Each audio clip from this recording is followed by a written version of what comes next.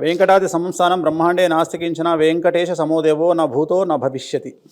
2025 రాబోతోంది, 24 కంప్లీట్ అవుతోంది. 24 మీకు కూడా చాలా వరకు చాలా రకాలైన వార్తల్లో నిలిచారు, చాలా రకాలైన ప్రాబ్లమ్స్లో ఫేస్ చేయడం. ప్రాబ్లమ్స్ అని నేను అనుకోను తల్లి, ఎందుకంటే కలియుగంలో ఎక్కడైతే మనకు పబ్లిసిటీ ఉంటుందో, ఎక్కడైతే డబ్బు ఉంటుందో, ఎక్కడైతే పేరు ప్రఖ్యాతులు ఉంటాయో అక్కడ సమస్యలు సహజం. సో అల్లు అర్జున్ లాంటి వాళ్లకు సమస్యలు తప్పలేదు, అవును, నేనెంత. సో హార్దిక్ పాండ్యా లాంటి వారికే సమస్యలు తప్పలేదు, నేనెంత. సో ఎప్పుడే కానీ హడల్స్ అనేవి జీవితంలో ఎదిగే ముందు వైబ్రేషన్ వస్తుంది. నేను ఎగ్జాంపుల్ ఒకటి చెప్తాను మీకు, చెప్పండి. సో మనము చాలా భయపడేది జీవితంలో ఒకానొక సందర్భంలో భయపడతాము, అది మనం ఫ్లైట్లో వెళ్ళేటప్పుడు టర్బులెన్స్ వస్తుంది. ఫ్లైట్లో వెళ్ళేటప్పుడు మేఘాలు అడ్డు వలన టర్బులెన్స్ వస్తుంది. టర్బులెన్స్ అంటే ఒకసారి ఫ్లైట్ అట్లా అని కొట్టుకుంటుంది. కొట్టుకున్నప్పుడు ఒక్కొక్కసారి 100 feet 200 feet, ఒక్కొక్కసారి 500 feet కూడా ఫ్లైట్, ఇక్కడున్న ఫ్లైట్ అలా దిగుతుంది కిందికి. దిగినప్పుడు మనము ఆకాశం నుండి భూమి మీదకి పడిపోతున్నామా అన్న విధంగా మన పరిస్థితి ఉంటుంది. గురుదశ పూర్తయి శనిమహర్దశ ప్రారంభం కావటం, లేదంటే గురుదశ పూర్తి చివరి రాహు అంతర్దశలో చివరి విదశల్లో నడుస్తున్నటువంటి పరిస్థితి. ఇది ఎప్పుడైతే వ్యయస్థానాధిపతిగా గురుడు ఇవాళ వరకు ఆయనకు యోగం ఇచ్చుకుంటూ వెళ్ళాడు. అంటే ఇక్కడ మేషలగ్నం కనుక లగ్నంగా తీసుకుంటే ఆయన మేషలగ్నం అవుతుంది కాబట్టి భాగ్యస్థానాధిపతిగా అత్యద్భుత ఫలితాలు ఇచ్చాడు. 2009 దగ్గర నుంచి ఒక సినిమా తర్వాత ఒక సినిమా, ఒక సినిమా తర్వాత ఒక సినిమా, ఆయన స్థాయిని పెంచుకుంటూ వెళ్ళింది. ఇంకొక విశేషం ఆయన జాతకంలో ఉంది, తృతీయ రాహు. ఓకే, తృతీయంలో రాహు ఉంటే ధైర్యవాన్, పరాక్రమవాన్, ఆయుష్యవాన్, బహువీర్యవాన్ అంటాడు. 1 person will secure them with fully loaded gun like A body guard అని చెప్తాడు. ఏదో ఒక రకమైనటువంటి ఎంత తీవ్రమైన ఉపద్రవాలు వచ్చినా, ఎంత తీవ్రమైన కష్టాలు వచ్చినా, ఏదో రకమైన బలీయ శక్తి ఆయన కాపాడే విధంగా ఒక రకంగా రక్షిస్తున్నది. అది రాహు వల్ల జరుగుతుంది. అందులో మిథున రాహు చాలా బలీయమైనటువంటి, బుధుడు రాశిలో రాహు చాలా మంచి ఫలితాలు ఇస్తాడు, అదొక కారణం. తర్వాత ఇక్కడ గమనించుకున్నట్లయితే ఎప్పుడైతే గురుడు శుభ ఫలితాలు ఇచ్చి చివరిలో వ్యయాధిపతిగా తన ఫలితం కొంతైనా చూపెట్టాలి. ఇంకొకటి విపరీతమైనటువంటి దిష్టి ప్రభావం. మీరు గమనిస్తే ఈ మధ్యకాలంలో ఎవ్వరి గురించి మాట్లాడుకోనంత, ఇప్పుడు పెద్ద సినిమాలు, ప్రపంచ ప్రఖ్యాతిగాంచిన సినిమాలప్పుడు కూడా ఇంత రకమైనటువంటి పాజిటివ్ కానీ నెగిటివ్ కానీ ఈ రకమైనటువంటి జనాల మధ్య చర్చ జరగలేదు. అవును, ఇంత ప్రచారం ఇంతగా ఏ సినిమాకి ఎప్పుడు జరగలేదండి. మొదటి సినిమా ఊహించని విధంగా పుష్ప 1 పార్ట్ చాలా అత్యద్భుత విజయాలు పొందింది. 2వ పార్ట్కి వచ్చేసరికి అదే సినిమాలో ఆయన జాతీయ ఉత్తమ స్థాయి నటుడిగా కూడా ఎన్నికడు. ఇవన్నీ ఏంటంటే దేశవ్యాప్తంగా చాలామంది నోళ్లల్లో మంచిగాను చెడుగాను, అంటే వ్యక్తికి మించినటువంటి ఒక రకమైనటువంటి దిష్టి ఆయన మీద చాలా నెగిటివ్ ఇంపాక్ట్ని కలిగించింది అనొచ్చు. తర్వాత దీని ప్రభావం ఇంకా మీకు చెప్పాలంటే ఇంకో 3 ఏళ్ళు ఉంది అమ్మా, 3 సంవత్సరాలు. ఎందుకంటే శని దశ ప్రారంభం అయితే 3 సంవత్సరాలు 3 రోజులు శని ఇబ్బందులు కూడా ఇస్తాడు. అందువల్ల అంటే ఇంకా 3 సంవత్సరాలు కనీసం ఆయన కొన్ని ఇబ్బందులు కనపడుతున్నాయి ఆయన జాతకరీత్యా. మీరు గమనిస్తే 8వ తారీఖు ఆయన పుట్టిన డేటు, 8 శని నెంబర్, 8 నెంబర్లో ఆయన ఇబ్బంది ప్రారంభమైంది. ఇది ఏమవుతుంది, 9 శనికి శత్రువు కుజుడు. అయితే ఈయన జాతకంలో కుజుడి యొక్క స్థితి కొంత ఇబ్బందిగానే ఉన్నది. అదేవిధంగా వచ్చేసి ఎప్పుడైతే శని దశ ప్రారంభమైందో, ఉచ్చులో ఉన్న శని అయినా సరే, శని కొంచెం ఒక చెడు ఫలితంతో స్టార్ట్ చేసి దాని తర్వాత మంచిగా మారుస్తాడు. మీరు గమనిస్తే చిరంజీవి గారి జాతకంలో శని దశ వచ్చినప్పుడు ఆయన కూడా కొంత తడపడ్డారు. సినిమాలు విజయవంతం కాక 2-3 సంవత్సరాల పాటు ప్రతి సినిమాను రావటం ఏదో రకంగా ఆయనకు ఒక రకమైనటువంటి నిరుత్సాహాన్ని ఇవ్వటం జరిగింది. ఎప్పుడైతే శనిలో బుధుడు ప్రారంభమయ్యాడో అక్కడి నుంచి మళ్ళీ ఒక రకమైనటువంటి ఆయన ఏదైతే ఉందో ఒరిజినాలిటీ, ఠాగూర్ కానీ స్టాలిన్ కానీ మిగతావన్నీ శనిదశలో వచ్చినవి. అవన్నీ ఏంటంటే ఆయన ఒక ఉచ్చ స్థితికి తీసుకెళ్ళిన, ఆయన అంత తెలుగు సినిమా ఇండస్ట్రీలో చాలా పెద్ద, ఇప్పుడు ఆయన నిరూపించబడింది అంతకుముందు కూడా, కానీ ఏంటంటే మళ్ళీ ఆయన స్థాయిని నిలబెట్టినాయి. మధ్యలో ఒక సంఘర్షణ ఉన్నది ఒక 2-3 ఏళ్ల పాటు.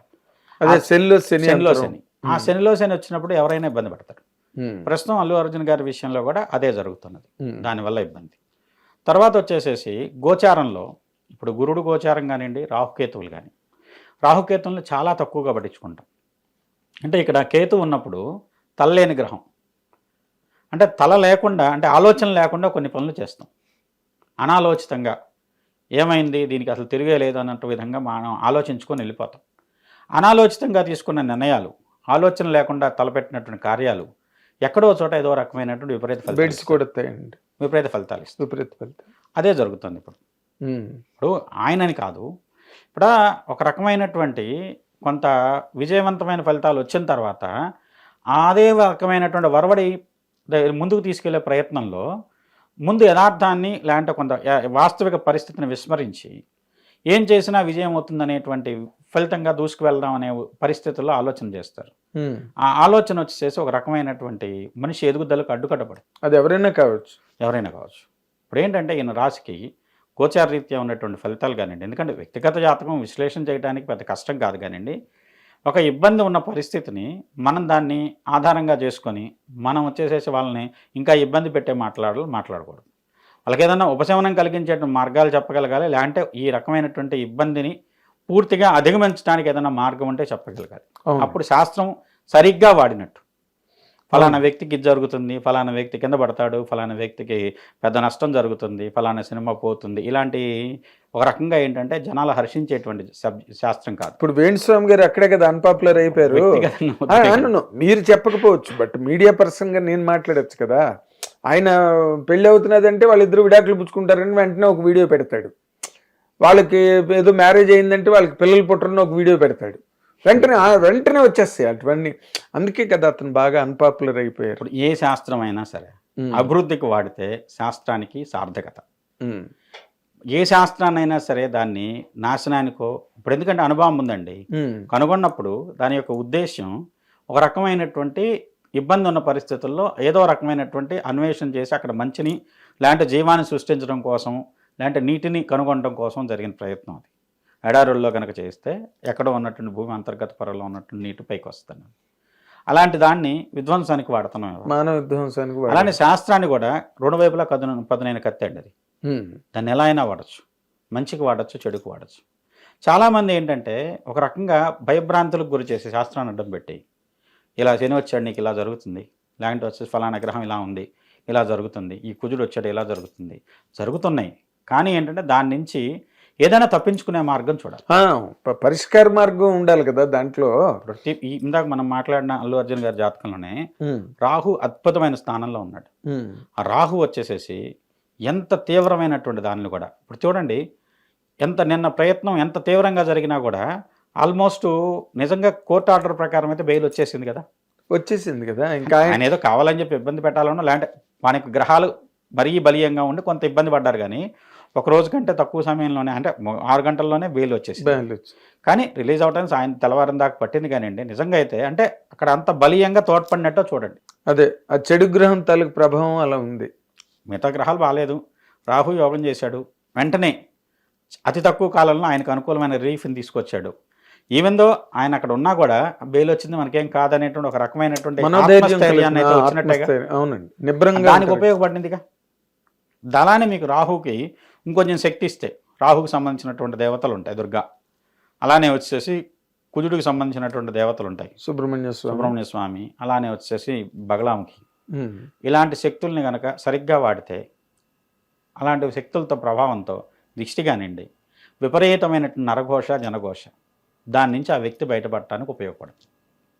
తప్పనిసరిగా ఆ మార్గాల్లో కనుక ప్రయత్నించినట్టయితే ఎంత తీవ్రమైనటువంటి జనఘోష అయినా, సర్వదుష్టానం వాచం ముఖం పదం స్తంభయ, మనకి ఎవరైతే దుష్టులు మన కోసం నాశనం కోసమో ఇబ్బంది పెట్టాలని ప్రయత్నం చేస్తున్నారు, వాళ్ళు మాట్లాడే మాటలు, వాళ్ళు వేసే అడుగులు, జిహ్వం, వాళ్ళు మాట్లాడేటువంటి మాటలు కానివ్వండి, ఇవన్నీ కూడా ఆగిపోవాలి. స్తంభయ ఆగిపోతాయి.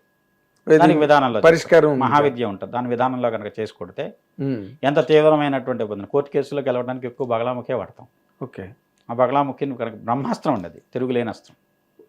ఆ విద్యను కనుక వాడినట్లయితే దాని నుంచి బయటపడచ్చు. అలాంటి వాటి ద్వారా, ఎందుకంటే ప్రతిదానికి పరిష్కారం ఉంది. మార్కండేయుడు ఉన్నాడు, చిరంజీవి ఎట్లా అయ్యాడు? 8 ఏళ్ళకి చనిపోవలసిన వాడు. అలా ఏంటంటే దీనికి ఒక పరిష్కారం సూచించేటువంటి విద్యలు ఉన్నాయి. అసలు జ్యోతిషశాస్త్రం లక్ష్యమే అది. రేపు జరగబోతుంది ఇది అని చెప్పడం జ్యోతిషశాస్త్రం ఉద్దేశం కాదండి. జరగబోయేది ఇది కాబట్టి ఆ ఇబ్బందిని తప్పించుకోవడానికి, ఇబ్బందిని ఏ విధంగా అధిగమించాలి, దానికి శాస్త్రాన్ని వాడుకోవచ్చు.